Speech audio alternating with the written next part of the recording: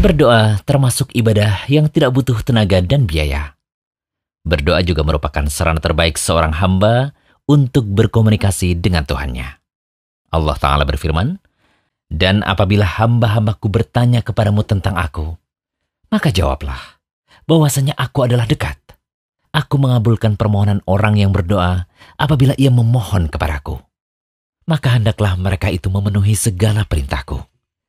Dan hendaklah mereka beriman kepadaku agar mereka selalu berada dalam kebenaran." Quran Surah Al-Baqarah ayat 186. Namun, seringkali seorang muslim dihadapkan pada kondisi di mana doanya sulit terkabul. Bahkan sudah begitu lama berdoa, tetapi tak kunjung dikabulkan. Nah, agar doa-doa yang kita panjatkan kepada Allah mudah untuk dikabulkan, hendaknya kita mengetahui adab-adab atau catatan apa saja yang perlu kita lakukan agar doa kita mudah diijabah. Berikut kami rangkum 7 catatan berdoa. Catatan pertama, tidak boleh berkata, "Aku sudah berdoa lalu tidak terkabul." Coba perhatikan hadis berikut. Dari Abu Hurairah radhiyallahu anhu, Nabi SAW pernah bersabda, "Doa seorang hamba akan senantiasa dikabulkan selama dia berdoa bukan untuk keburukan atau memutus tali silaturahmi dan selama dia tidak tergesa-gesa dalam berdoa." Kemudian seseorang bertanya, "Ya Rasulullah, apa yang dimaksud tergesa-gesa dalam berdoa?" Kemudian Rasulullah menjawab, yaitu seseorang yang berkata, "Sungguh aku telah berdoa dan berdoa, tetapi tak juga aku melihat doaku dikabulkan." Lalu dia merasa jenuh dan meninggalkan doa tersebut. Hadis riwayat Muslim. Jadi, jangan pernah berputus asa jika doa-doa kita belum dikabulkan. Karena Allah yang lebih tahu apa yang kita butuhkan. Kemudian catatan kedua, menghadirkan hati ketika memanjatkan doa. Dari Abu Hurairah radhiyallahu anhu, Rasulullah SAW bersabda, "Berdoalah kepada Allah dalam keadaan yakin akan dikabulkan. Dan ketahuilah bahwa Allah tidak mengabulkan doa dari hati yang lalai." Hadis riwayat Tirmidzi. Syekh Albani mengatakan bahwa hadis ini hasan. Catatan ketiga, menyanjung Allah lalu berdoa. Dari Sa'ad bin Abi Waqqas radhiyallahu anhu, ia berkata, ada seorang Arab Badui menghadap Rasulullah SAW. Lantas ia berkata, "Ajarkanlah kepadaku suatu kalimat yang aku bisa mengucapkannya." Nabi SAW bersabda, "Ucapkanlah, La ilaha illallah, wahdahu la syarikalah, Allahu akbar kabira, walhamdulillahi kathira, wa subhanallahi rabbil alamin, wa la hawla, wa la quwata, illa billahil azizil hakim." Tidak ada sesembahan yang berhak disembah selain Allah yang Maha Esa dan tidak ada sekutu baginya. Allah Maha Besar. Segala puji bagi Allah yang banyak. Maha suci Allah, Rob semesta alam. Serta tidak ada daya dan upaya kecuali bersama Allah yang Maha Perkasa lagi Maha Bijaksana. Kemudian orang Arab Badui itu berkata, "Itu semua untuk Robku. Lalu manakah untukku?"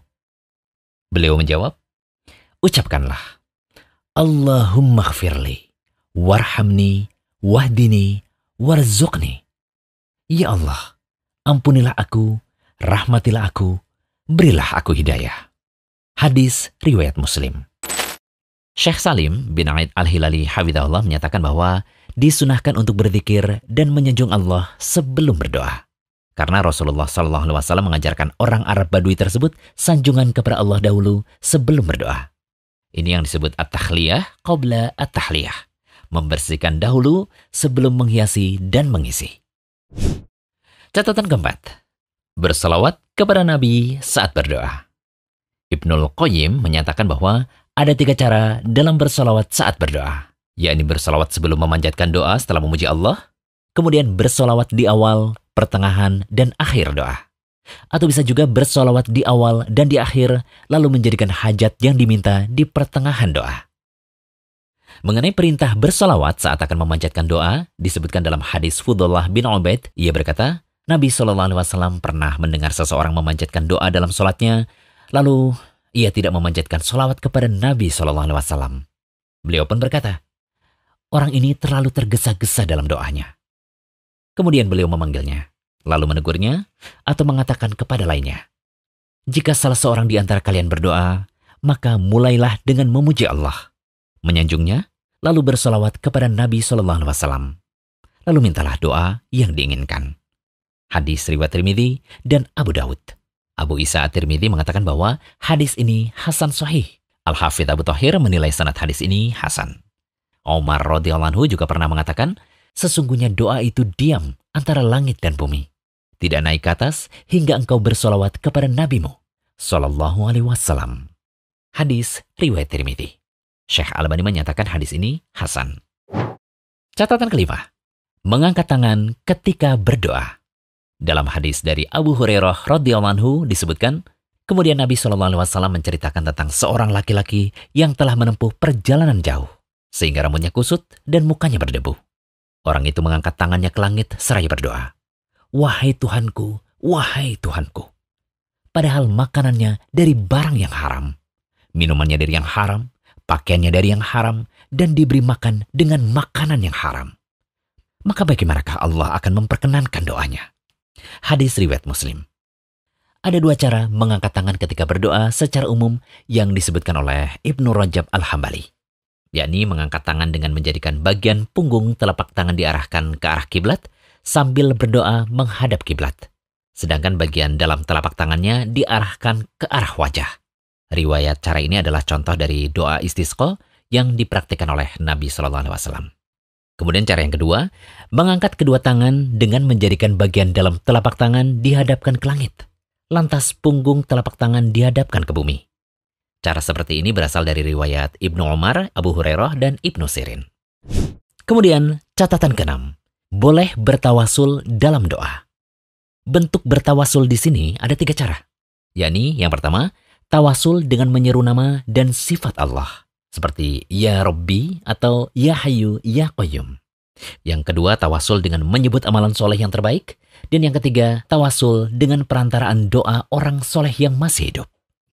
Nah, selain keenam catatan berdoa yang telah kami sebutkan tadi, ada lagi catatan berdoa yang tidak kalah penting, yakni percaya kepada janji Allah bahwa doa itu pasti terkabul.